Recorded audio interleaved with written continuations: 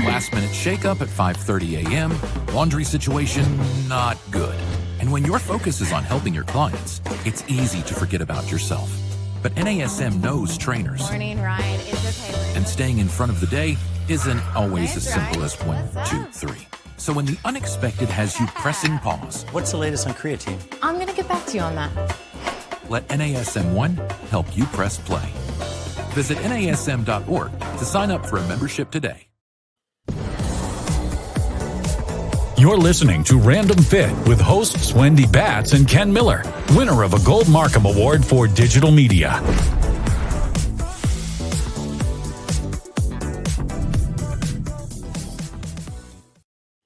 Hello, everyone. Welcome to this week's episode of Random Fit. I am Wendy Batts here with a friend and co-host, as always, Ken Miller. Ken, how are you? I am great, Wendy. How you doing? I am doing very well. Thank you. Yeah. Today's episode, we are going to be talking about the anatomy of movement. And before you just stop listening to us, we are not going into origin, insertion, and all the techie things that most people get super confused about when we're talking anatomy terminology. We're actually going to be talking about movement patterns and daily activities that require these. Some people say 7. We're going to talk about 6 of the fundamental movement patterns, the importance, and think about daily activities and how this correlates. So you have to listen to the whole thing. It's worth it. Every episode is worth it, Wendy, right? Every episode, but anytime someone hears anatomy, it freaks them out. I'm telling you, Yeah. as a professor, I know this. And so that's why we're doing the breakdown, and we're going to keep it extremely easy to follow. So when you and I were first talking about this, Wendy, as far as workouts and how we put programs together, one of the things that you and I both discussed as far as, okay, well, what do we want our listeners, our viewers to get out of this? Well, it's, again, outside of the title, we're just talking about movement and basically creating different ways or considering different ways in how you move in the gym. And we want to talk about that because when you think about real life activities and what you do on the day to day, from picking up your groceries, getting in the car, going up and down stairs, we want to relate what you're doing in real life to how we can enhance and improve that in the gym when you consider, like you said, Wendy, these 6 basic movement patterns. And then I think once we start to kind of put these things together, then you realize, okay, well, maybe my workouts or my movement patterns, my exercises that I select in the gym have been maybe 1, 2 dimensional, and we need to diversify and figure out, okay, well, how can we get more real life activities replicated in the gym so I can do that better when I'm at home or at work? Well, and I think that's the key point there. We're trying to maximize the energy that we're putting into proper movement patterns, because we've talked about this since the inception of this podcast, the importance of proper movement and making sure we've got good joint alignment. Not only is that going to help us reduce injuries and pain and discomfort within just getting up and out of bed in the morning, but we want to think too, if we can maximize what we're doing in the gym, we're going to have better output. We're going to get better results. We're going to feel better, and we're going to perform better. And it's not just in life, it's in the gym, it's everywhere. So I think when we're really thinking about the efficiency in our movement pattern, we have to start from the basics. Marty Miller and I say this all the time in the Master Instructor Roundtable, but what does your assessment say?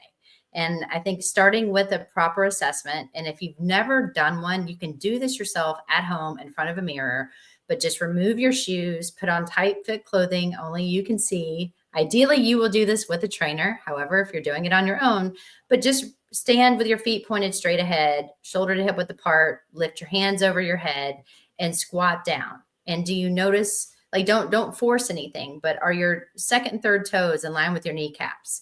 Do you shift to one side or the other? Do your arms fall forward? Like, are you able to kind of keep your torso upright? Like, these are things that we're looking for as trainers when we're looking for ideal posture and movement. And if you're not seeing that, we need to do something to make you more efficient in that movement, because that means you're stressing out a joint. You're not using the muscles the way that they're intended to be used. And then that's where we start to see some of these issues with repetitive movement patterns, incorrect, things going on with inflammation at the joint or discomfort in a muscle. And some of that can easily be avoided. You just have to know what to look for. And you said it pretty good there. When if you're noticing a Pretty shift, good. or I said you're it. pretty well, you said that like you've said it once or twice before. But if there's that offsetting posture, that offsetting position, or something that I like to ask my clients whenever I take them through this basic assessment process that you're talking about, Wendy, like, how did it feel?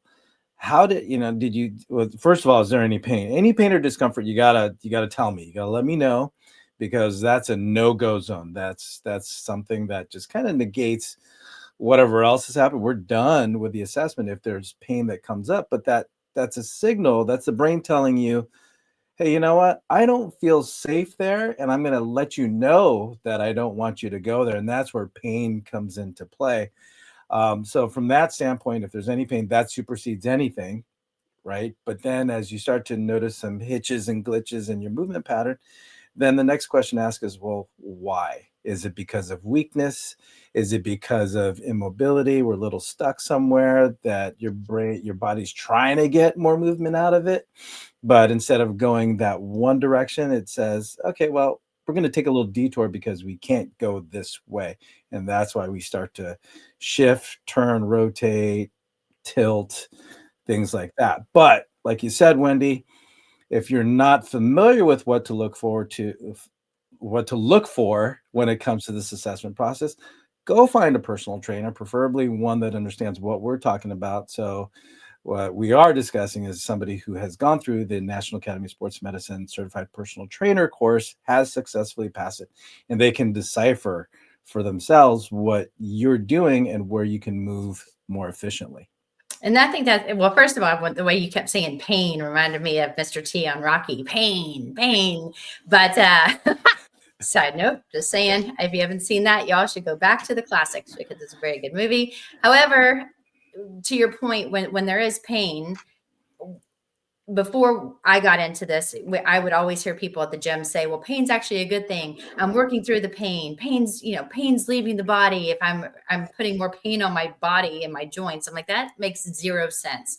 So to your point, Ken, if you feel pain or you feel discomfort, that is not a good thing. It's your body telling you, like, stop what you're doing and let's do this the right way. But to your point, if you're doing an assessment and you're not sure what to look for and you do find a trainer, what the trainer's going to do is, if your body moves in a certain way, it lets us identify muscles that are super tight or what we call overactive, and other muscles that may be allowing that compensation to happen, just meaning that it's weaker. So it can be a very individualized program.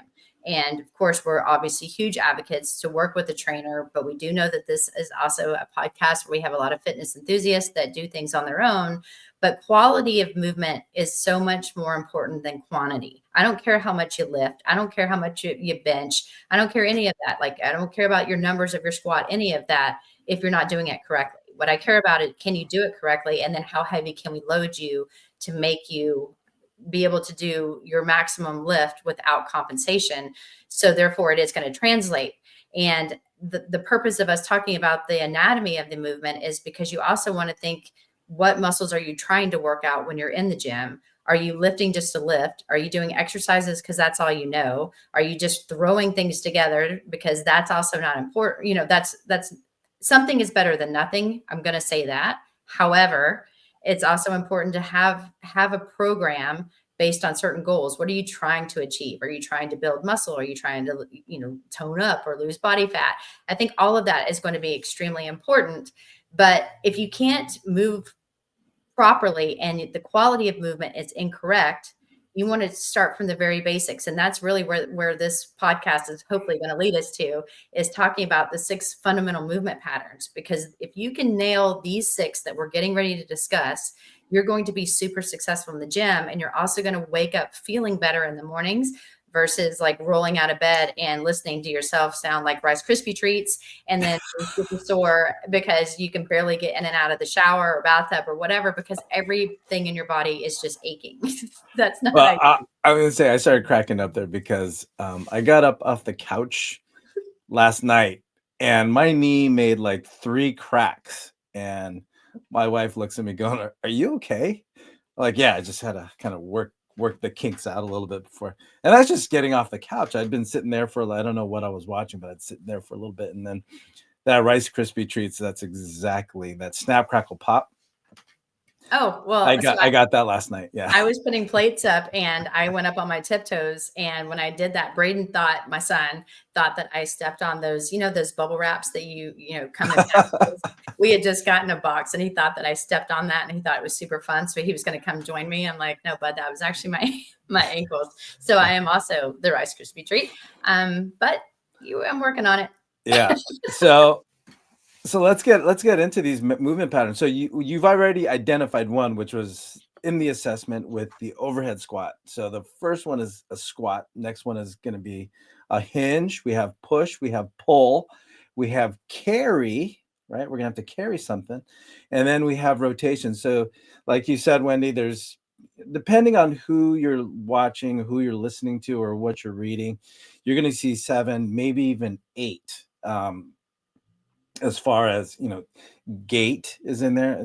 We say carry, but gait, just a walking pattern, and even press, right? So just know that we're talking about 6, and other professionals out there might say that there's actually 7 or actually 8. So we're keeping it to these basic 6. So we've already discussed one with the overhead squat assessment relating to squat being a fundamental movement pattern.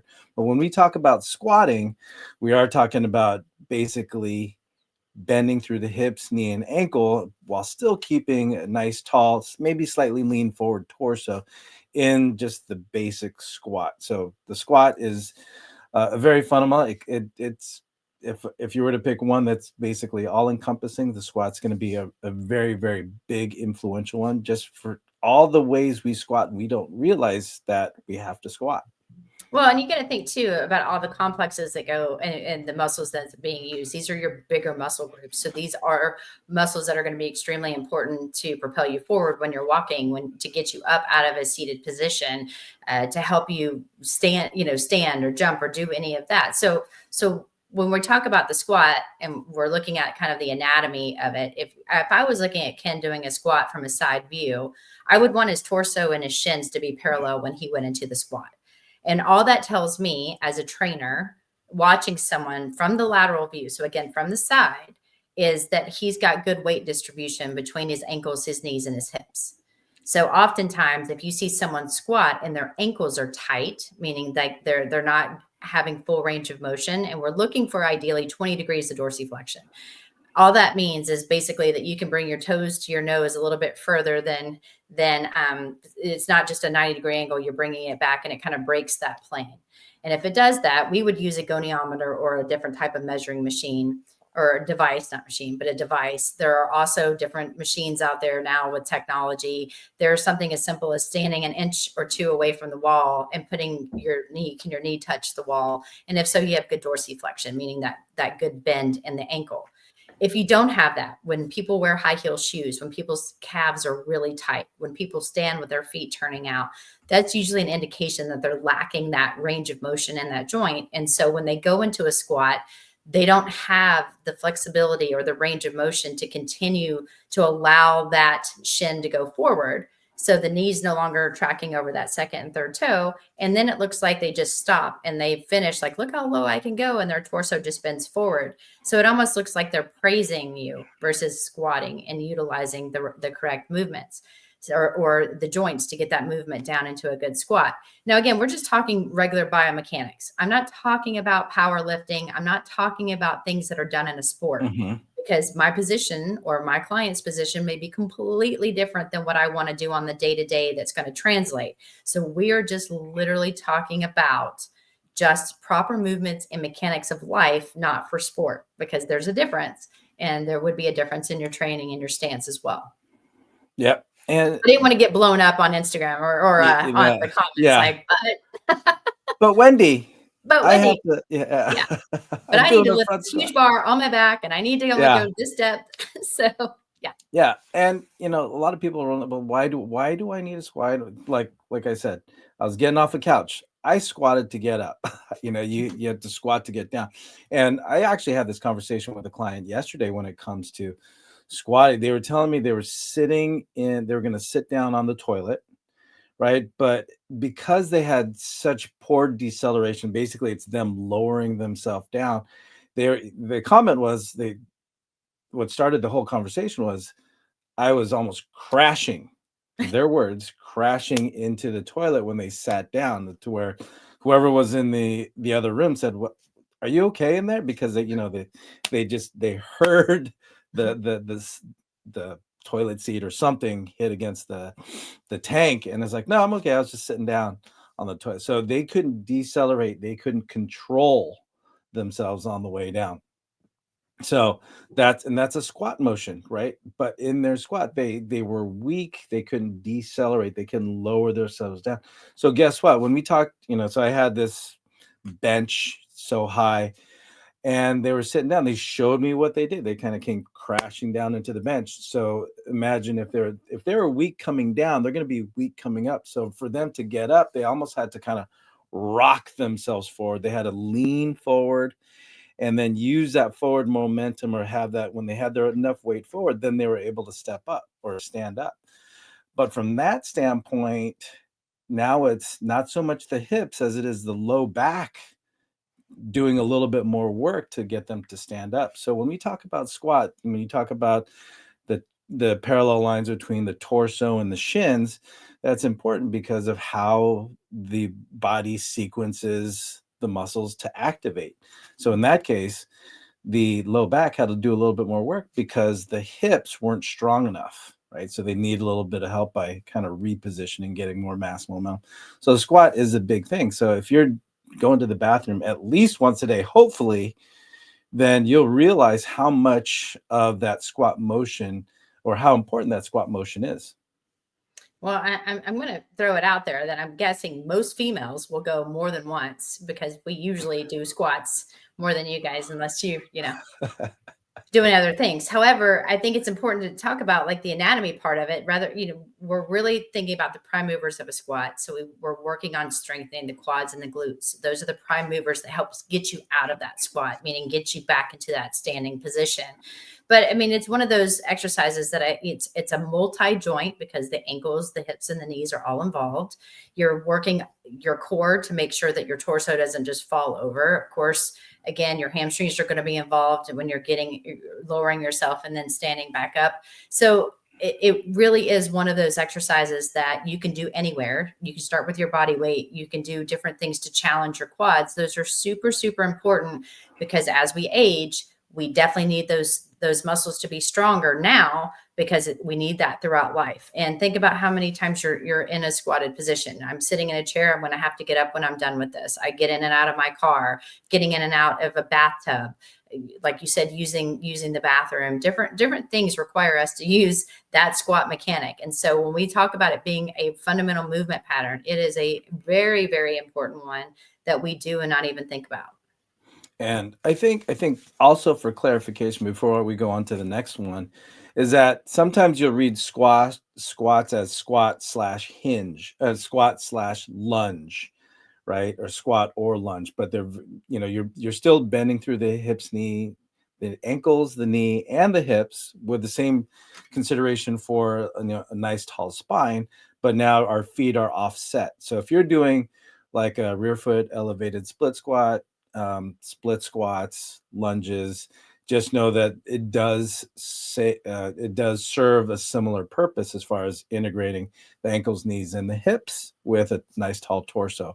And the advantage of incorporating a lunge into this conversation is that now I can lunge forward to the side, I can turn lunge, I can do a backward lunge, but I can also offset the foot position. So, but the mechanics are still fundamentally the same when it comes to the demand that we're putting through the lower body.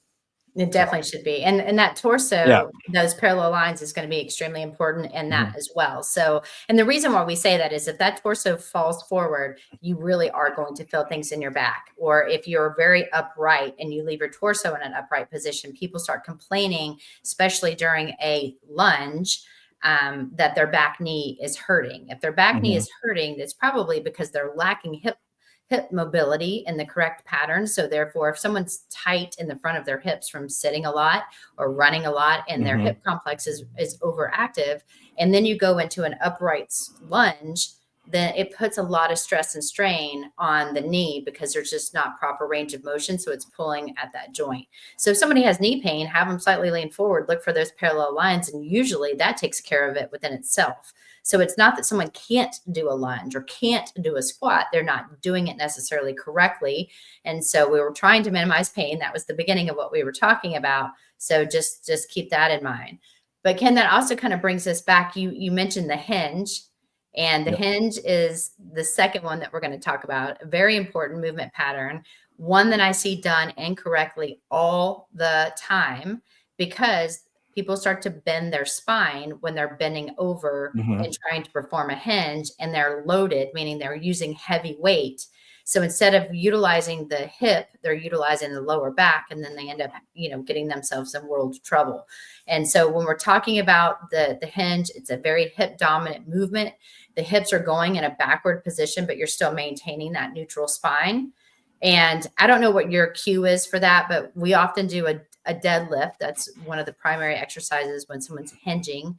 We teach a deadlift movement pattern, and their legs are straight or bent. If we're doing a Romanian deadlift, the legs are straight. If they're doing, a normal deadlift, there may be a slight bend in the knee.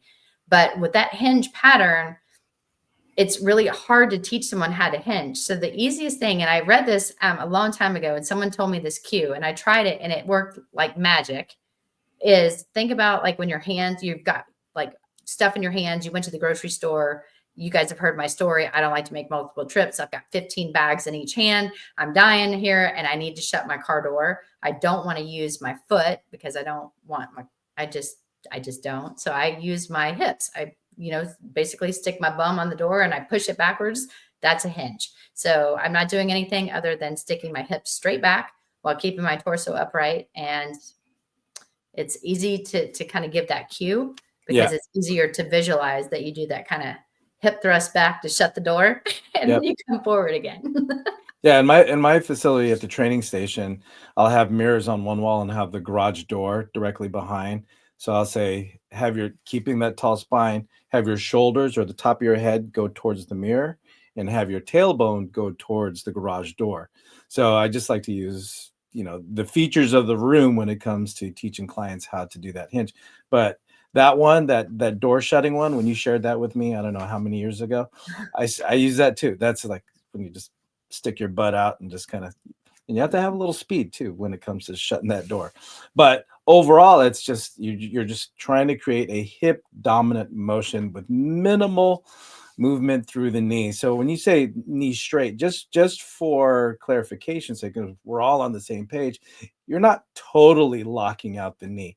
You're having what we call a soft knee or a slight bend, and whatever slight bend or relatively straight knee that you're starting off with, you're going to keep that angle at the knee. So if you're doing a deadlift from the ground, we want to keep that knee bend minimal. It's going to move, but we don't want it to be like a hybrid squat / hinge motion between bending the knee and extending through the hip. We just want that hip flexion and extension predominantly through this hinge pattern. So one of the other examples I like to give my clients, it's like if you're at the back end of a bed of a truck and you're trying to reach something into that truck that's closer to the cab, but you don't want that truck, that back door, that little panel that comes out, you don't want it to hit your hip.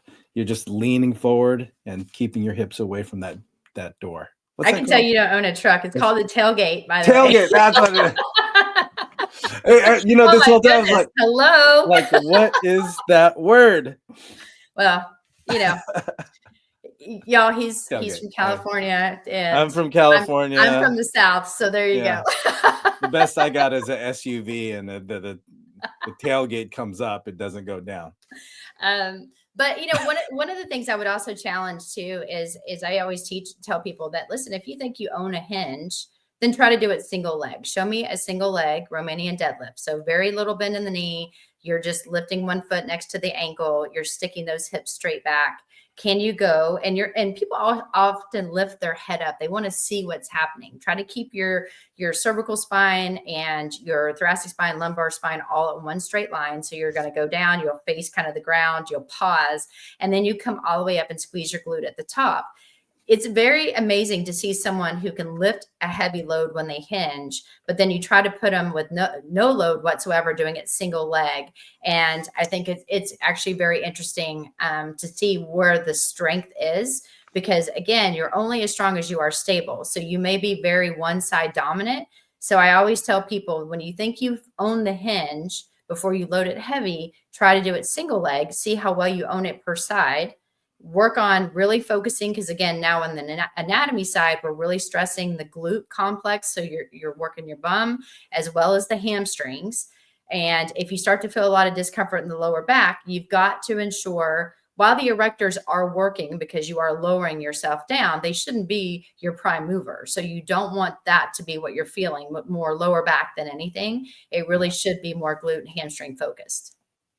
And overall, I mean, for those that are exerciser or are well read, basically what you're talking about, Wendy, is just the posterior chain. So that whole backside is very, very active when it comes to performing the hinge, as far as keeping the spine tall and being able to keep the integrity of the backside of the leg. So that posterior chain. So if you're exercise enthusiast or someone who takes on a personal trainer every now and then, when they give you the term posterior chain, that's exactly what we're working on when it comes to this movement pattern.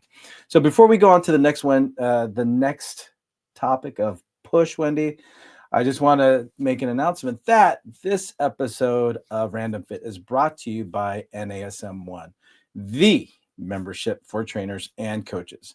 Members enjoy unlimited access to hundreds of career resources. Get the Edge app to schedule and program clients. Enjoy half off all certifications and specializations. Access free CEUs and more. All this for just $35 a month. Go to nasm.org/membership to learn more about NASM One.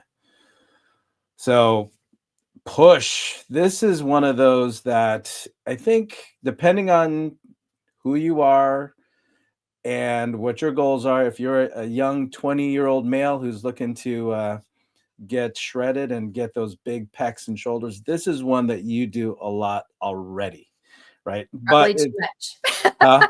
probably too much, right? So basically, when we're talking about, basically, it's just getting an object away from you. You're pushing your body away from something, like the floor if you're doing a push-up, or if you're doing a bench press, you're pushing the bar up away from your chest. So you're stopping it from collapsing down on your chest as you push it up and away. But this can also be taken, that's a horizontal. So we also have a vertical push. So, or this is again, depending on who you're reading, when you're going overhead, that's considered a press, which can be now considered another fundamental movement pattern. But pushing is just anything that you're pushing away from your torso, whether it's away from you horizontally or away from you vertically, which can now be classified as a press. But this is a big one, again, when it comes to moving things, pressing things. When it comes to those exercises, overhead shoulder press, dumbbell presses, those are some of the basic exercises that come away with pushing, right? So again, like you said, Wendy, it's oftentimes used too much, but overall, again, if you're a 20-year-old, you're at the gym Monday night. What is that? Monday night in the gym? It's international. It's international, not just National Chest Day. It's International Chest Day, because you and I, Wendy, when we've traveled, they do it everywhere else too. It's not just here in the US. And I've said this multiple times, just do chest on Tuesdays, and you guys, it's like ghost town. So, but yeah, I mean, pushing is really important when you're trying to think about fundamentals of life and activities of daily living, because you're thinking about pushing doors open. You're thinking about, putting stuff, kind of pushing things and putting it into closing drawers or putting things away. So especially if stuff is overhead, or if you travel and you're putting an overhead, like a suitcase in the overhead bin, you're having to lift and then push it up into something over your head and into that, what you were saying, more vertical pushing or pressing. And so the thing is I would caution a lot of people, you want to make sure that you have ideal range of motion, that your shoulders are in good alignment. But if you sit in front of a computer and you're always looking down and you're always driving and your shoulders are really rounded forward, I always caution people to think about, you want to know how to do pushing. Pushing is important. But if you're starting to notice that in your posture where you're rounded, you can barely sit up straight, then those muscles that are in your chest are probably really overactive. And overactive muscles still could mean that they're weak, but you want to think about trying to think about how you should look on a postural standpoint, hence why we do that assessment. So if someone isn't rounded and they've got good quality movement and asymmetry in their shoulders, then doing pushing and pulling, which will be our next one that we're going to talk about, is going to be really important. However, if you're really rounded, for every push that you do more pulls, which is what we're going to talk about next. So I guess I can just go ahead and go into it. Pulling is going to be like doing a row. So we're thinking about taking an object and now pulling it towards our body. So if you are a new mom and you're picking up an infant from the crib, you're bending down and you're picking it up and pulling it towards you. Or if you're closing a door and you're pulling it towards you. So these are fundamental movement patterns that are very important to everything that we're doing in life. And so, you're pushing your door shut if you're getting out of your car, you're pulling it towards you if you're getting in the car. So those type of movements are going to be very important.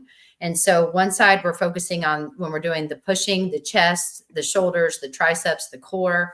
Now they're talking about pulling, it's going to be the opposite. So we're going to do more biceps and rear delts, your rhomboids, so your mid back, your traps. Mm-hmm. So all of these muscles are super important because they're postural muscles as well. It's just one's on the front, one's on the back. Yeah. And to think about it from just an overall daily standpoint, again, you're sitting, as you mentioned, you're in front of the computer. But here's the thing, the second you start to slouch forward, your head is forward, you start to flex forward. Now gravity is winning. Gravity is starting to pull you downward. So if anything, when it comes to all those pulling muscles that you mentioned, Wendy, now it's about strengthening up the muscles because gravity works 24/7. And if you are spending your awake time, your seated, your upright time now fighting gravity, it's not just an essential movement pattern from lifting and pulling, all the things that you brought up, but it's also you're fighting a force in gravity that's acting on you every moment you get up out of that supine or whatever position you sleep in. And once you're sitting up, now gravity is trying to pull you down. So from that standpoint, it's something that just definitely goes underrepresented in the gym. Again, Monday night, you're doing a lot of push, but do we get as much pulling motions or posterior chain, especially with the upper body focus, to help us counter the forces of gravity? That just gravity doesn't take a break.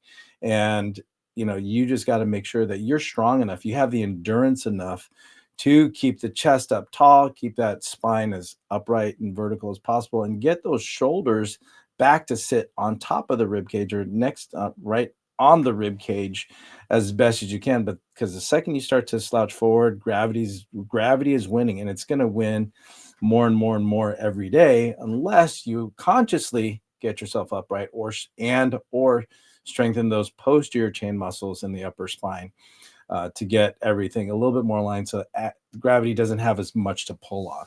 Well, and I think that's where the ratios come in. If you know that you're rounded forward, you know that you're kind of in that rounded forward position, then for every one press that you do 2 or 3 pulls to counteract that. So not saying you have to give it up. If you tell someone that they have to give up bench or push-ups or whatever it is that they love to do on the pushing side, just think of what you can do to maximize on like you said, on the posterior side. And if you're just joining us today on Random Fit with myself, Wendy Batts, and Ken Miller, we're actually talking about the anatomy of movement, going over the 6 fundamental movement patterns. So far, Ken and I have talked about squat. We've talked about hinge, push, pull. We're going to talk about carry next. I think carrying is one of those, we had said gait some people will say the walking pattern. It's really, can you walk? And when we're talking about carrying, can you carry something while you're walking with either one hand or both hands? And sometimes we'll call these in the gym like a farmer carry, where you grab one dumbbell, or I tell people grab one heavy sack of groceries if you want to do this outside of the gym. And you're having to maintain proper alignment of your body to ensure that even though one side is weighted heavier, that we don't go into some sort of flexion, like lateral flexion movement, meaning that we're kind of bending to the side. We want to try to see, can our core and our posture work against that load, maintaining proper alignment, even though there's more weight on one side. And, we do a lot of different movements in the gym, everything from 2 arms, single arm, to 1 arm with rotation. We do that because these are also going to translate into life. This is something that I don't think we do enough of, because think about how often, Ken, you're walking with something heavy in your hands. I know, having an 8-year-old who loves sports, I've always got a sport bag. I've got my purse. I've got all the things that are on one side because I have to have my other hand to keep up with him or hold his hand or something like that. Yeah. So these are things I do on the daily, but I don't necessarily translate it into working on that in the gym. And I know that I should. And that was a great list of exercises. And the one thing that I'm having my clients do, and I encourage it for everybody, like you said, Wendy, you might have a sport bag in one hand, you have to hold Braden's hand in the other. So you're in a odd position, right? Or an uneven position. So I'll have clients do a bottoms up kettlebell walk in a waiter position, but they'll also hold a sandbag in the other hand, right? And then I'll have them switch off. Or they'll have a Viper Pro, they'll cradle it in their arms, have it right under their chin.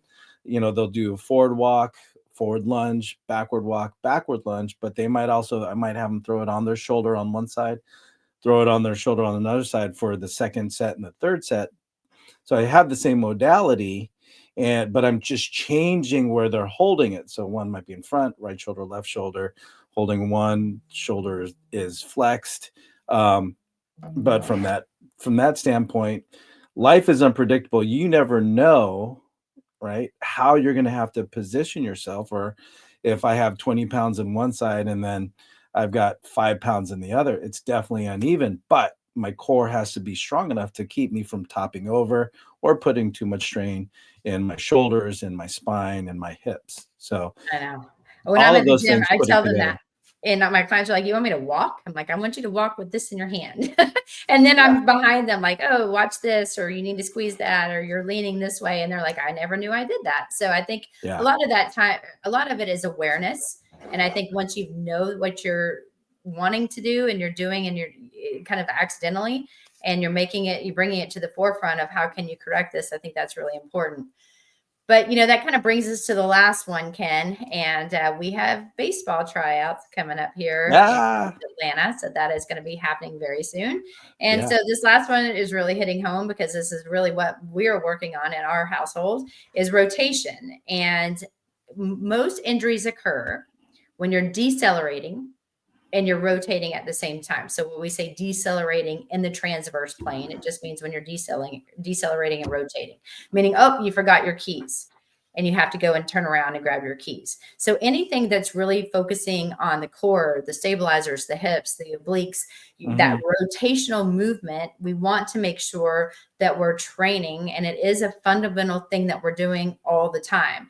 How many times in the back, again, I have a kid. So if I'm going to grab something that he's trying to give me, which is always his trash, Mom, here's my trash. I'm like, okay, I'm trying to drive and grab his trash and bring it to the forefront. I'm having to rotate a little bit while still focusing on the road. Heaven forbid we let it sit back there. That is not a no-go. But throwing a ball, hitting the baseball off a tee, or grabbing something that you forgot. These are things that you're doing on the daily, and it doesn't have to be very sport related. But I don't think that we focus on this one enough, because we just are so moving forward and back. Sometimes we'll do some more side to side. That's usually what people focus on. I have my clients focus more on rotational movements than anything these days, because of what I've read in research and anatomy, the anatomy. And Ken, I know that you and I were talking about this, and you do a lot of the same.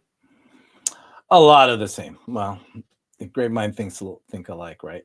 So But rotate. I mean, we're actually my kids' baseball evaluations are next Saturday, so Mhm. I'm right there with you. But Mine too.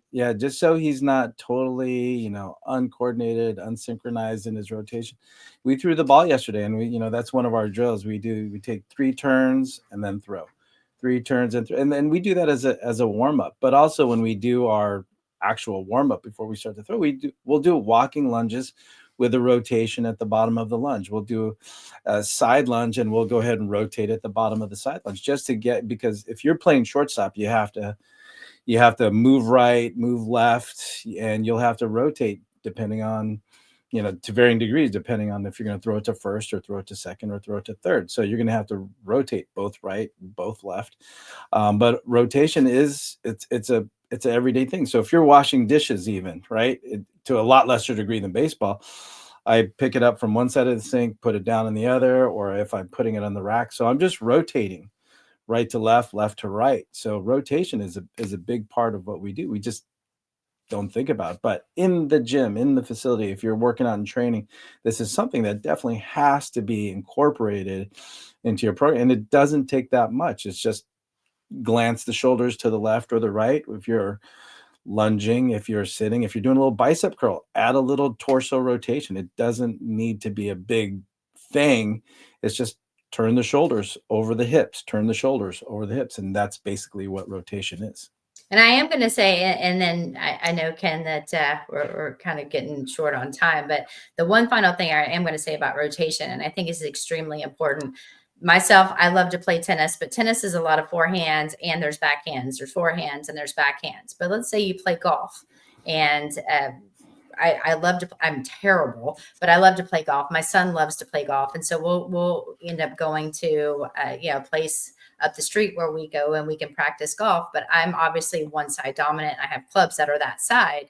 So if I play this with my friends on the weekend, or I play a couple times a week, which I don't, but let's say that you have the luxury of doing that, you're going to be very one side repetitive movement over and over and over while you're playing something for fun. So while you're in the gym, I think it's extremely important that if you are playing a lot of something like golf, and it is very one side dominant, that you spend a lot of time rotating the other side in the gym as well, because you can get yourself out of alignment by really just being stronger on one side and limiting range of motion on the other. Ken, you and I both have worked with professional baseball pitchers, and when they're coming out of rehab, we spend a ton of time working on their non-dominant side, because the stronger I can get that side, it actually makes their more dominant side stronger as well. And I'm aligning their body. I'm decreasing the chances of putting injury, especially in the torso and lumbopelvic hip region, which is just basically the hips. We're trying to realign everything and make sure that we have good symmetry and good activation on both sides. It's a win-win. But I think a lot of times we just forget about that non-dominant side and the importance of working on that, especially in the gym. Yep. And that's about balance, right? So we talked, right when we got started on this recording, the overhead squat. That's when you start to notice that shift right, shift left. One side doesn't want to do something, but the other side saying, "Okay, I'll do it," and that's where again, the hitch and the giddy up. That's what we're looking at, and that's what we're trying to observe. So when it comes down to it, Wendy, you just get assessed, get evaluated, see what you can do about it to move efficiently first. And then you have to ask yourself, are you squatting? Are you hinging? Are you pushing? Are you pulling? Are you carrying? And are you rotating? You don't have to do this all in one workout, but over the course of a week or 2 weeks, look at those check boxes and say, did I rotate? Did I carry? Was I uneven in my how I load my spine? Because if we do that in the gym, we're going to do what we do in real life a lot more easier with a lot less strain on our body. But that's what working out's about, right? Well, that's what we've been told. Yeah. All right, Wendy. Thanks for sharing your insight and your stories. Again, I have to remember that little butt to the door and closing the door. I'm telling you, if you don't know how to hinge, try it, and then you can thank me later. All right. So thank you, everybody, for listening to both Wendy Batts and I, Ken Miller, on this episode of Random Fit, when we're talking about anatomy of movement. Like, follow, subscribe, download, share, give us a 5 out of 5 if you can. But more importantly, let us know what you want us to talk about, and we'll have that on a future episode of Random Fit. So until next time, everybody, take care and be well.